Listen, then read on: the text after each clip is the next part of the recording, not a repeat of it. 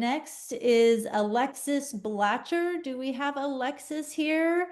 And Melanie is back to grace us with her presence in a co-authored presentation to kill a Muggle-Bird, Very good. I'll hang up. destructive pride in the House of Gaunt. And there's Alexis. Over to you two. Thank you so much. Hi. Hi, everybody. I'm Melanie Lee, and there's Alexis Blatcher, and we are here to present our presentation called To Kill a Muggle-Bird, Destructive Pride in the House of Gaunt. Ah, Alexis just came in. I made it. Yay. All right, we'll start. The Gaunt family, Voldemort's ancestors in Harry Potter and the Half-Blood Prince, displays extreme poverty, destructive pride, and mindless prejudice, often associated with white American racism, particularly as displayed by the Ewell family in Harper Lee's novel To Kill a Mockingbird. There are parallels between Marvolo, Merope, and Morfin Gaunt and the Ewell family of To Kill a Mockingbird. Proud, violent Bob Ewell, his lonely, abused daughter Mayella, and her unruly younger siblings. So, Chapter 10, The House of Gaunt in Harry Potter and the Half-Blood Prince, is a standalone when you consider the series as a whole. It just kind of sticks out in the mind. So, in the chapter, Dumbledore and Harry take their first trip into the Pensieve, where the reader learns Voldemort's origin, who his family was, how his birth came about. And the reader encounters the Gaunts, father and patriarch Marvolo, and son and daughter Morfin and Merope, respectively. Bob Ogden is the ministry official through which we experience all of the events. And we even get a glimpse of Voldemort's father, Tom Riddle. All of the individual players represent different socioeconomic points of view: Muggles, the ministry, and magical family. And all three have disdain for each other. Throughout the entire encounter, Ogden is appalled by the Gaunts' behavior. Their willful ignorance astounds him. Their quick reaction to choose to act aggressively or violently also appalls him. Whereas Ogden's attitude towards Muggles is kind of an indifferent othering. He sees them as the hapless victims of the whims of the far more superior wizards. Ogden is a member of the magical law enforcement squad, and so his role is similar to that of Atticus Finch and Sheriff Tate in To Kill a Mockingbird. And his encounter with the Gaunts echoes that of Atticus's meeting with Bob Ewell after the trial. Now, our first encounter with the Ewell family is in Chapter 3 of To Kill a Mockingbird. Scout recounts her impressions of her new teacher, Miss Caroline, who by all accounts is odd as she is educated and bringing a new way of teaching to Macomb. She's from up north, she's learned new things, and she makes a couple of faux pas. Burris Ewell is in Scout's class, and he is described by Scout as the filthiest human she'd ever seen. Rowling also uses the words filthy, grimy. Several instructs Burris to wash before coming to school and provides him with a home remedy to get rid of his cooties that are living in his hair. He and his classmates then inform her that the Ewell children only ever attend the first day of school, and they don't go back, and the truant officers cannot keep them in school. After all of this, Miss Caroline has had enough. She tells Burris to just go home. And he retorts with, and I quote, "Report and be damned to ye.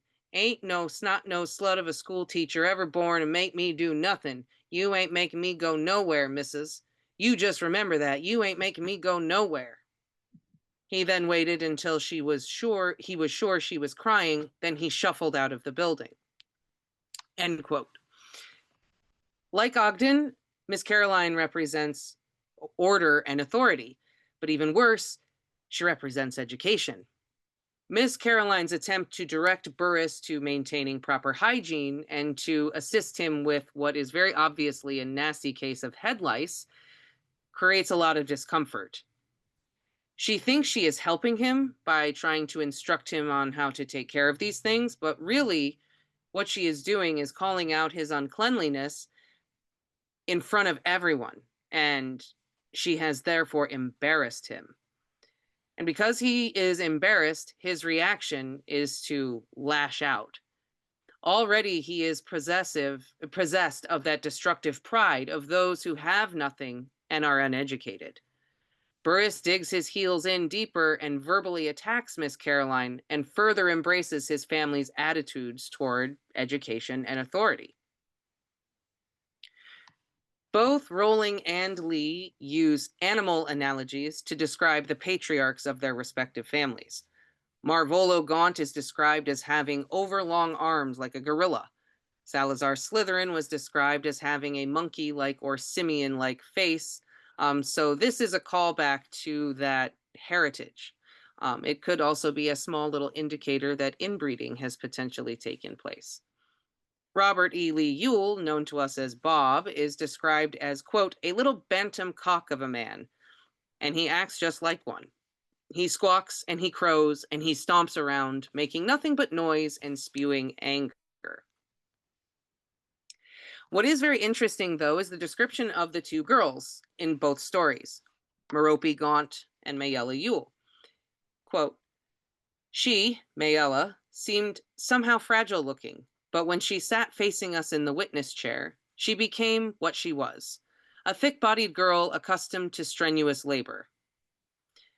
Lee also describes that Mayella looked as if she tried to keep clean, and I was reminded of the red geraniums in the Ewell yard.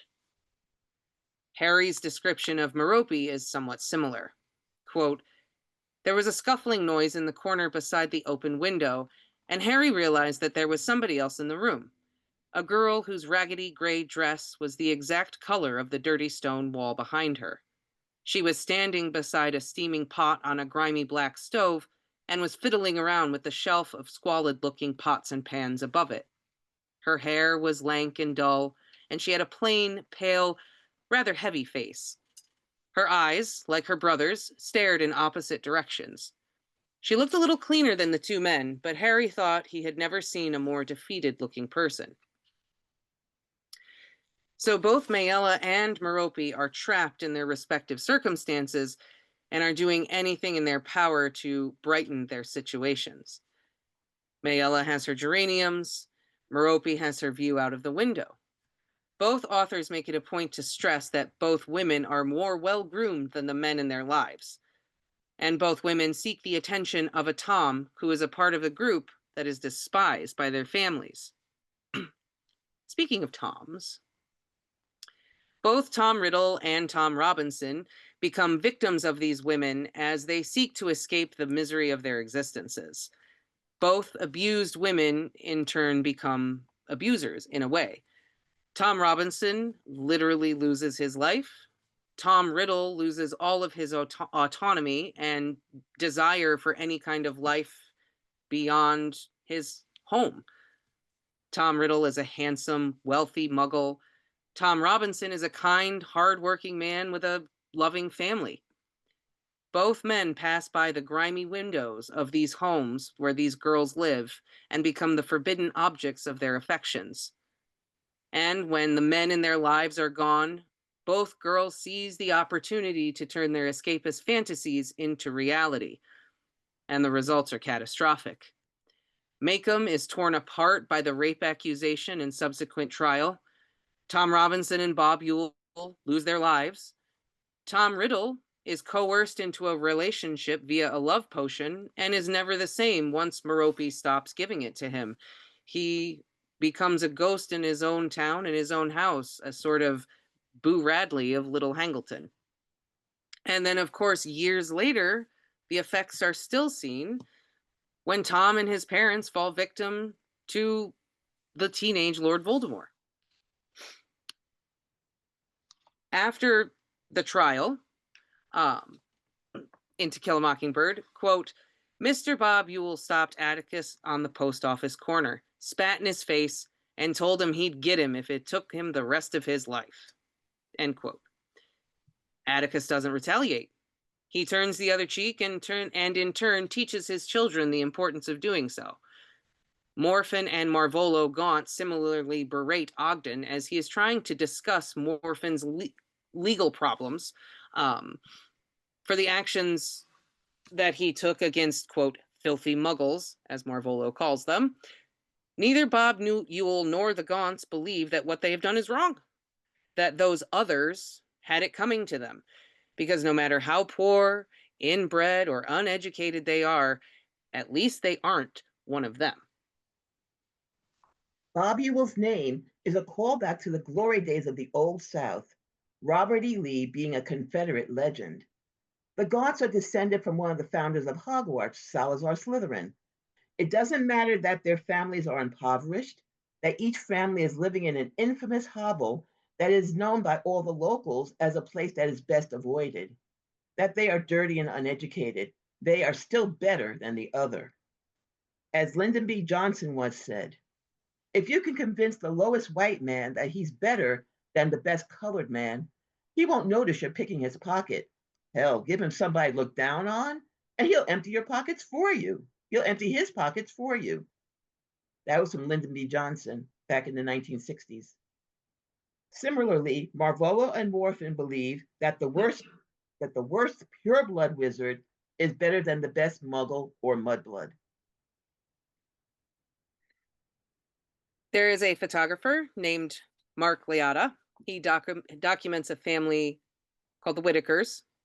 They live in Appalachia, and you can see his relationship develop with his family over the years on his YouTube channel, Soft White Underbelly.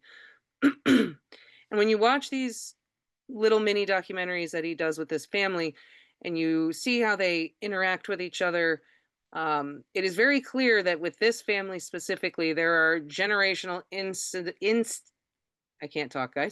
instances of incestuous relationships. There is not a single member of this family that does not display some kind of physical or mental impairment indicative of some kind of incestuous relationship. That being said, I want to stress that incest and Appalachia go hand in hand in many American minds. But the idea that it occurs all over the region is an extreme over-exaggeration and a stereotype. Incest flourishes where there is isolation, poverty, and a lack of education, and it occurs all over the United States. Both the Ewells and the Gaunts are isolated in the same way, and generations of isolation limit partner options and also limit one's perspective of what normal behavior is. Incest is normal when you have nothing else to compare it to. In both To Kill a Mockingbird and the House of Gaunt chapter in Half-Blood Prince, incest is hinted at, but it is never stated out loud. Mayella Ewell tells Tom Robinson that she's never kissed a grown man before and that what her papa do don't count. In the Half-Blood Prince, Harry notices that the Gaunt home only contains 3 tiny rooms. Quote, 2 doors led off the main room, which served as kitchen and living room combined. Quote, this small detail beckons the reader to ask the question, where does Merope sleep? Their isolation from others is also incestuous marriages. We are primed for this information in Order of the Phoenix when Sirius tells us that the pure blood families have been intermarrying for generations. So this is not anything that's new to the reader. So when we get this description, it's not a very far leap for the reader to then conclude that it would be expected for Merope to become the sexual partner of either or both of the men in her immediate family. Pride can also influence these incestuous choices. The Gaunts believe in their pure blood and that it makes them better. They are descended from Salazar Slytherin. No outsiders are welcome to dilute that purity of that blood. The Kingston clan is a polygamous family with enormous wealth and power in Utah. They believe that their bloodline can be traced all the way back to Jesus Christ himself. Similar to the Gaunts, the Kingstons believe in the importance of keeping their bloodline pure. They do this by practicing incest. And they have been practicing incestuous marriage for so long that they are now seeing disastrous mortality rates and severe birth defects in the majority of children born into their family. Marvolo, Merope, and Morfin all show physical signs of the effects of generations of inbreeding just to keep the blood pure. The Ewells, on the other hand, believe that their white skin makes them better. Mormonism has had a controversial and complex relationship with Black people throughout its history. Quote, Nephi taught that God did cause a skin of blackness to come upon the Lamanites to prevent intermarriage with the Nephites. Both the Book of Jacob and the Book of Alma connected the dark skin with the curse, end quote. Traditional Mormon doctrine taught that people with black skin had sinned and were cursed with black skin. And if a Black person were to be truly pure in his faith, when he ascended to the celestial realm, the curse would be lifted and he would become white in the afterlife. It is important to note that the modern LDS Church rejects this doctrine and its inherently racist interpretation. Tara Westover's memoir, Educated, documents her life growing up in a fundamentalist Mormon environment where she received no formal education until she attended college. It wasn't until she took classes on the civil rights movement that she understood the weight and implications of her brother calling her the N-word throughout their childhood. She responded to the word with indifference until she learned about Emmett Till, Martin Luther King Jr., and Rosa Parks. Once she'd stepped out of her family's isolation and was awakened to a wider world, her perspective shifted. Quote, Sean hadn't changed, only my ears were different. They no longer heard the jingle of the joke in it.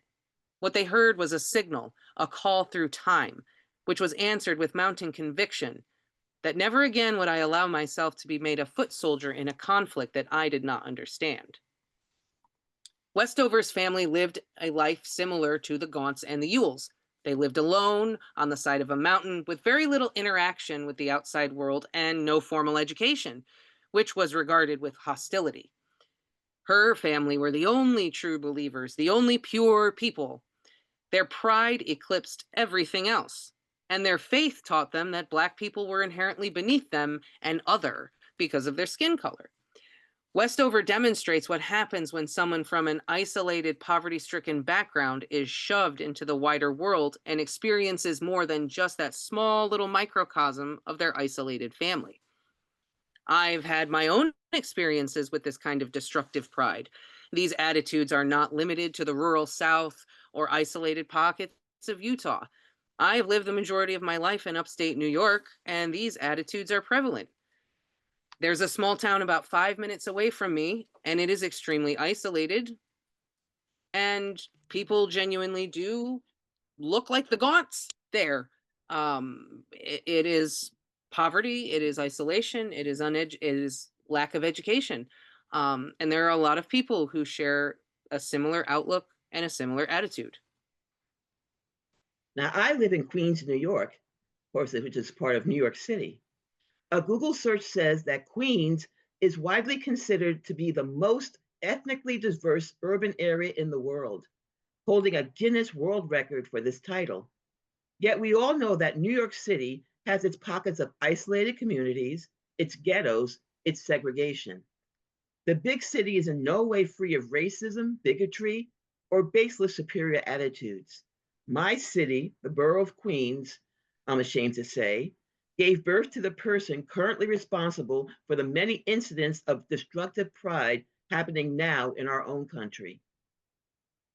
In her article, To Kill a Mockingbird as an Influence on the Harry Potter series, Lori Kim, a frequent contributor to the Harry Potter academic conference, and she's coming up after us, Lori Kim noted that in 2006, a year after the publication of Harry Potter and the Half-Blood Prince, J.K. Rowling listed To Kill a Mockingbird among her recommended top 10 books for school children. Most likely, traits of Harper Lee's novel found their way into Harry Potter's stories, particularly into this chapter. Chapter 10, The House of Gaunt, shows a family like Mockingbird's Ewells, who, despite their own squalor, cleave to the belief that the worst wizard is still better than the best muggle or mudblood. In these stories, we see two families who destroy themselves and others through willful ignorance, through self-indulgence, and through disdain and violent bigotry towards other people. These malevolent traits can be found all over the world, where people seek to elevate themselves by trampling upon others.